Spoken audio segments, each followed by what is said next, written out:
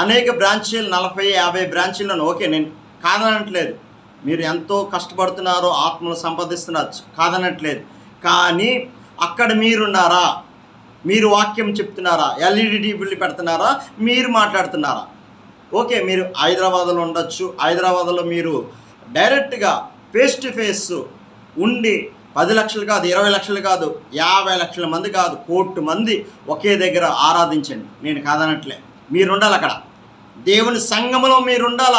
Direct face to face యేసుక్రీస్తే 2000 సంవత్సరాల క్రితం నీ కోసము ఆయన ప్రాణమే పెట్టి ప్రజల కోసము ఆయనే స్వయంగా ఆ పరలోకం విడిచి ఈ లోకానికి వచ్చాడు. ఆయన